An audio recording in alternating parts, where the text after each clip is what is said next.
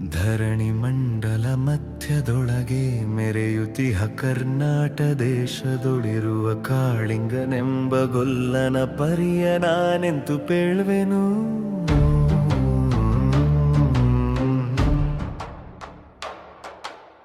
ಉದಯ ಕಾಲದೊಳೆದ್ದು ಗೊಲ್ಲನು ನದಿಯ ಸ್ನಾನವ ಮಾಡಿಕೊಂಡು ಮುದದಿ ತಿಲಕವ ಹಣೆಯೊಳಿಟ್ಟು ಚತುರ ಶಿಖೆಯನ್ನು ಹಾಕಿದ.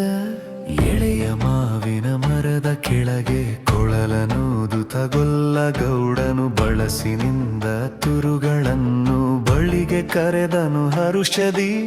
ಗೊಲ್ಲ ಕರೆದ ಧ್ವನಿಯ ಕೇಳಿ ಎಲ್ಲ ಹಸುಗಳು ಬಂದು ನಿಂತು ಚೆಲ್ಲಿಸೂಸಿ ಹಾಲು ಕರೆಯಲು ಅಲ್ಲಿ ತುಂಬಿತು ಬಿಂದಿಗೆ.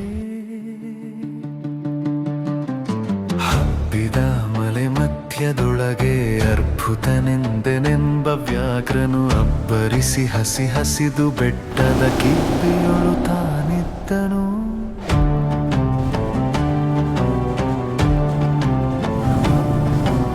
ಪುಣ್ಯಕೋಟಿ ಎಂಬ ಗೋವು ತನ್ನ ಕಂದನ ನೆನೆದುಕೊಂಡು ಮುನ್ನ ಹಾಲನು ಕೊಡವೆನೆನುತ ಚಂದದಲ್ಲಿ ತಾ ಬರುತ್ತಿರೆ.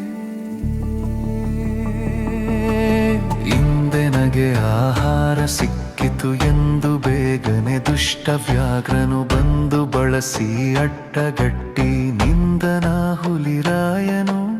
ಮೇಲೆ ಬಿದ್ದು ನಿನ್ನ ನೀಗಲೆ ಬೀಳು ಹೊಯ್ಸನು ನಿನ್ನ ಹೊಟ್ಟೆಯ ಸೀಳಿ ಬಿಡುವೆನು ಎನ್ನುತ್ತ ಕೋಪದಿ ಕೂಳ ವ್ಯಾಘ್ರನು ಕೂಗಲು. ಒಂದು ಭಿನ್ನಹ ಹುಲಿಯ ಕೇಳು ಕಂದನಿರುವನು ದೊಡ್ಡಿಯೊಳಗೆ. ಒಂದು ನಿಮಿಷದಿ ಮೊಲೆಯ ಕೊಟ್ಟು ಬಂದು ಸೇರುವೆನೆಲ್ಲಿಗೆ. ಹಸಿದ ವೇಳೆಗೆ ಸಿಕ್ಕಿದೊಡವೆಯ ವಶವ ಮಾಡದೆ ಬಿಡಲು ನೀನು ನುಸುಳಿ ಹೋಗುವೆ ಮತ್ತೆ ಬರುವೆಯ ಹುಸಿಯ ಎಂದಿತು.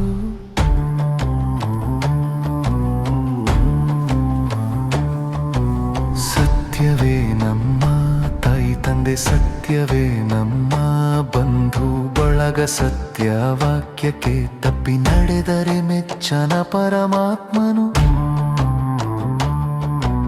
ಕೊಂದು ತಿನ್ನುವೆನೆಂಬ ಹುಲಿಗೆ ಚಂದದಿಂದ ಭಾಷೆ ಇತ್ತು.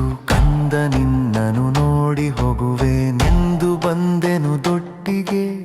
ಅಮ್ಮ ನೀನು ಸಾಯಲೇಕೆ, ನನ್ನ ತಬ್ಬಲಿ ಮಾಡಲೇಕೆ, ಸುಮ್ಮನಿಲ್ಲಿಯೇ ನಿಲ್ಲೆನುತ್ತ ಅಮ್ಮನಿಗೆ ಕರು ಹೇಳಲು.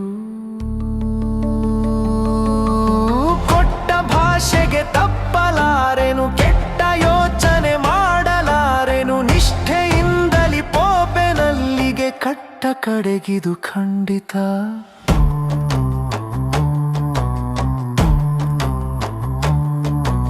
ತಪ್ಪಲಿಯು ನೀನಾದೆ ಮಗನೇ, ಹೆಪ್ಪುಲಿಯ ಬಾಯನ್ನು ಹೋಗುವೆನು. ಇಬ್ಬರ ಋಣ ತೀರಿತೆಂದು ತಪ್ಪಿಕೊಂಡಿತು ಕಂದನ.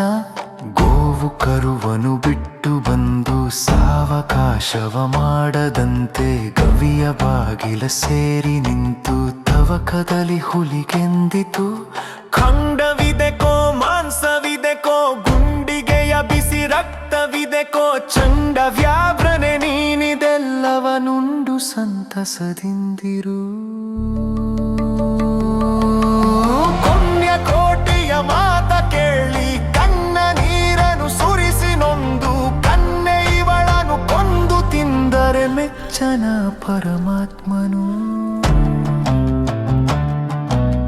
ಎನ್ನ ಒಡ ಹುಟ್ಟಕ್ಕ ನೀನು, ನಿನ್ನ ಕೊಂದು ನಾನೇನ ಪಡೆವೆನು ಎನ್ನುತ್ತಾ ಹುಲಿ ಹಾರಿ ನೆಗೆದು ತನ್ನ ಪ್ರಣವ ಬಿಟ್ಟಿತು.